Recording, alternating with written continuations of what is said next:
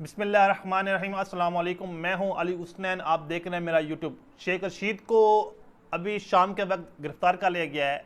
जो इनके जो वकील हैं अब सरदार अब्दुल रज़ाक, उन्होंने उनकी गिरफ्तारी के हवाले से तस्दीक कर दी गई है। अभी तक इतनी खबर आई है उन्हें किसी निजी सोसाइटी से गिरफ्तार किया गया है। शेख रशीद बड़े अरसे से रोपोश थे और जब से 9 मई का वाक़या हुआ है वो जो एहतजाज जो प्रोटेस्ट हुआ है उसके बाद वो गायब हैं मंजिल आम से। और साथ ही वो किसी भी कहते हैं ना इवेंट में कहीं बाहर नहीं जा रहे थे, बल्कि वो पुलिस को मतलूब थे बहुत से केसेस में। अभी कोई कंफर्म खबर नहीं आई वो किस केस में अभी गिरफ्तार किया। जारी बात है पुलिस के पास या कंपनी के पास बहुत से केसेस हैं उनको अंदर करने के लिए। 9 मई के भी कर सकते हैं, प्रोटेस्ट के हवाले से भी कर सकते हैं, 3 MP के साथ गिरफ्तार भी कर सकते हैं, लेकिन उन्हें गिरफ्तार बड़े टेक्निकल तरीके से किया गया है। वो जारी बात है उनके हत्थे नहीं आ रहे थे। और ट्विटर पे आपको पता है आजकल आईफोन्स पे VPN लग जाता है, लोकेशन ट्रेस नहीं हो सकती चाहे आप कुछ भी कर लें। तो उस लेकिन उनको कुछ दिन पहले उनकी गाड़ियाँ रिलीज़ की गई हैं। जब उनकी गाड़ियाँ रिलीज़ की गई हैं तो शुबा यही है कि उनके अंदर ट्रैकर लगे हुए थे GPS के, क्योंकि गाड़ी आप कितना देर तक उस गाड़ी का पीछा करेंगे, क्योंकि उनमें से कोई एक गाड़ी जो पुलिस ने अपने कब्जे में ली थी, जब अदालती हुक्म के मुताबिक 4 दिन पहले ही वो गाड़ियाँ रिलीज़ की गई। तो खबर यही है कि जो उन गाड़ियों में से एक गाड़ी अभी शेख रशीद के इस्तेमाल में आई थी, जहाँ वहाँ से उसके घर से उस गाड़ी में कोई बंदा जो कुछ चीज़ बंदा लेके शेख रशीद के पास गया था एक निजी सोसाइटी में। वहाँ से पुलिस ने छापा मार के अचानक और जो कहते हैं कि सिविल वर्दी के बगैर जो एजेंसीज ने लोगों ने मिलकर छापा मारा, शेख रशीद को गिरफ्तार कर लिया। अभी जारी बात है उनके वकील कल ही अदालत में पेश होंगे और पुलिस चलान पेश करेगी कि किस केस पे किया है, CTD में किया है या 9 मई के वाक़े में किया है, 3 MP के तहत किया है। जारी बात है शेख रशीद का अभी तक सॉफ्टवेयर अपडेट नहीं हुआ, वो उन लोगों ने अपडेट करना है। देखना पड़ेगा शेख रशीद का सॉफ्टवेयर कितने देर में होता है। जिस तरह फवाद चौधरी का और असद उमर का, परवेज खटक का, जितने भी जिनके सॉफ्टवेयर अपडेट हुए हैं, इब्रार का। ऐसे देखें अभी फवाद चौधरी की बीवी भी तनकीदें कर रही है शहबाज गिल पे कि हम वफादार नहीं है, ये है वो है, वो इनकी नोक चोक चल रही है। तो शहबाज गिल के हवाले से बताएं कि ये जो पकड़ दकड़ जो तशद्दुद का मामला, जब पर्चे सबसे पहले ये सारा मामला आदम सवाती और शहबाज गिल ने ही देखा है। अभी शहबाज गिल की वफादारी पे उंगली नहीं उठानी चाहिए। वो PTI का वाकई वफादार आदमी है। वो जितनी उसने सजाएं खाई फिर भी वो PTI के साथ खड़ा रहा। अभी उसको मौका मिला, बाहर निकल गया, क्योंकि उसे पता है अगर वो पाकिस्तान में रहता तो उससे फिर डाल लिया जाता। अभी वो वहाँ बैठ के अपने तमाम चीज़ों को डिफेंस कर रहा है, पार्टी के भी कहते नुमाइंदगी कर रहा है, लोगों को अवेयरनेस भी दे रहा है सोशल मीडिया पे PTI के जो कारकुन से। और देखें अभी जो हमारे जो काकड़ साहब हैं, ये इनको मैं PM कहते ही नहीं हूँ, काकड़ साहब हैं, ये जा रहे हैं अमेरिका यात्रा पे। और देखें जिस होटल में ये रहने जा रहे हैं वहाँ एक दिन का जो किराया पाकिस्तानी तकरीबन कोई बनता है वो 8 साढ़े 8 लाख रुपया। ठीक है, ये 3 कमरे बुक करेंगे तो देखते हैं कि वो 8.5 लाख रुपया अगर 2 दिन रहते हैं तो मेरे ख्याल में वो 50 60 70 लाख रुपए का वो एक्सपेंसिव खर्च करेंगे सिर्फ और सिर्फ होटल की मद में, बाकी अलग से होंगे। हमारे जो ex-PM थे इमरान खान, वो जब अमेरिका यात्रा पे गए थे तो उन्होंने किसी होटल में रिहाइश नहीं रखी थी, बल्कि सफारत खाने में रहे थे। जो सफारत खाने की बिल्डिंग है ये पाकिस्तान की ज़ाती है। अभी ये मुल्क ये चाह रहे हैं कि जो कुछ ये बिल्डिंग भी पाकिस्तान सेल कर दे, जिस तरह वो होटल सेल किया है अभी ये बिल्डिंग भी सेल कर दें। ज़ाहिर बात है वो शहबाज शरीफ सेल करके थे, अभी ये जिम्मेदारी काकड़ के पास होगी कि आप बेचें और पैसे बांटें हमें। तो ये देखना होगा कि कुछ ये कितने अरसे में काकड़ साहब ये करनामा सार अंजाम देते हैं। वैसे जो भी इस तरह के मामला होते हैं ये केयर टेकर गवर्नमेंट आइन इसमें इजाज़त नहीं देता, लेकिन इलेक्शन कमीशन में इसको इतने सारे इख्तियार दे दिए। पहली बात है इलेक्शन कमीशन आइन का कहते हैं ना कि सरबराह नहीं है। आइन का सरबराह जो होता है, मुहाफ़िज़ होती है, वो सुप्रीम कोर्ट होती है। सुप्रीम कोर्ट में चेंजिंग हो गई है।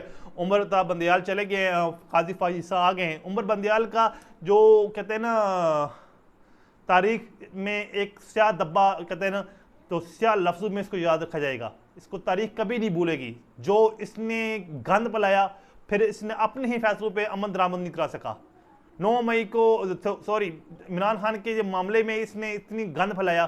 कासिम सूरी की रूलिंग पे इसने इतना कहते हैं ना फ़ौरन रात को 1 बजे आके उसने 9 अप्रैल को आके इसने वो दे दी, इस पे अपना एक जजमेंट दे दी।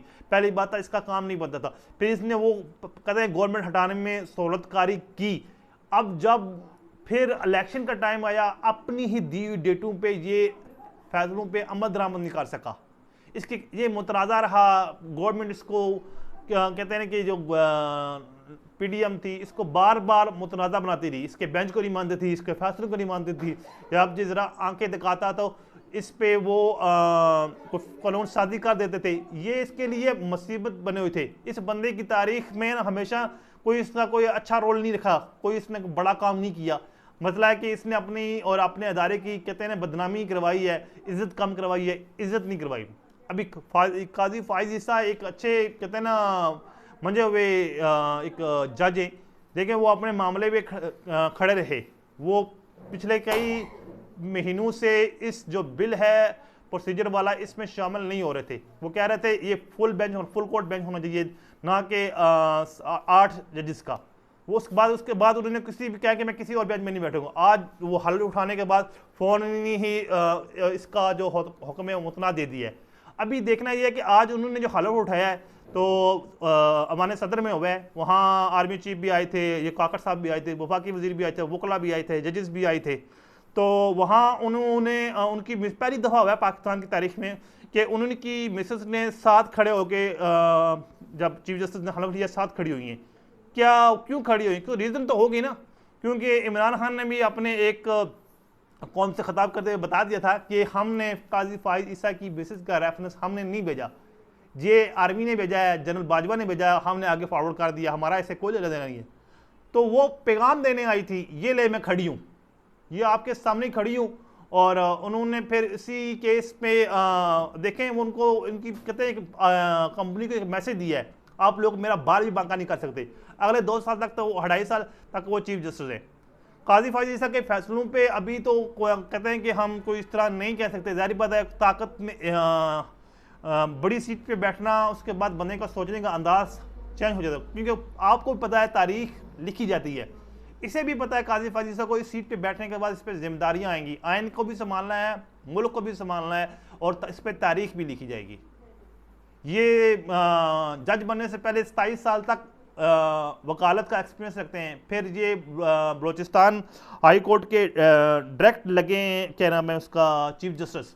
ये 5 अगस्त 2009 को बलूचिस्तान के डायरेक्ट चीफ जस्टिस लगे। फिर सुप्रीम कोर्ट में ये 2014 में 5 सितंबर 2014 को सुप्रीम कोर्ट के जज लगे। आज उन्होंने चीफ जस्टिस का हलफ उठाया और ये जिम्मेदारियां अपनी पूरी करेंगे 25 अक्टूबर 2024 तक। 25 अक्टूबर 2024 के बाद ये अपनी के इस ओहदे की मुद्दत पूरी करके एक नए साथी को मौका देंगे। लेकिन देखना है इनके पे जिम्मेदारियाँ बड़ी हैं। मरियम आज भी इस पे अपने एक बयान में कह रही थी कि इनका जो हमें उम्मीद है कि तराजू में ठीक तरह से तोड़ा जाएगा, ये है वो है, और उन्हें बड़ी उम्मीदें हैं क्योंकि नवाज शरीफ भी पाकिस्तान आ रहे हैं 21 अक्टूबर को। हो सकता है वो इसी ही मामले में चाहती हूँ कि कोई फेवर मिले। कहते हैं कि पूरे पाकिस्तान को यही डाउट जा रहा है कि शायद ये नवाज शरीफ को फेवर देंगे या नवाज शरीफ को क्लीन चिट दे देंगे। अगर ये नवाज शरीफ को क्लीन चिट देते हैं फिर तारीख में इन्हें कभी नहीं भूलेगी, हमेशा इनकी नस्लों को भी याद रखेगी। इन्हें कहते हैं ना कि बल्कि ये मसला है कि तारीख के एक कहते हैं ना बदनमा दब्बे के तौर पे भी याद रखे जाएंगे।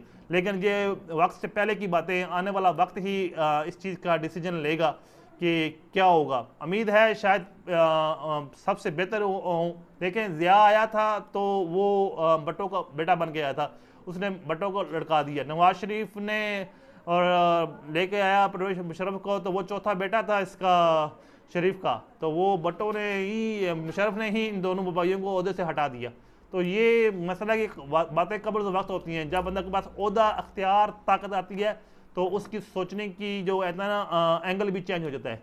अभी देखते हैं ये किस तरह के सोचते हैं, किस तरह के फैसले लेते हैं, आने वाला वक्त ही बताएगा। मुझे दीजिए इजाज़त, नेक्स्ट पीला को दोबारा मिलते हैं। अल्लाह हाफिज़।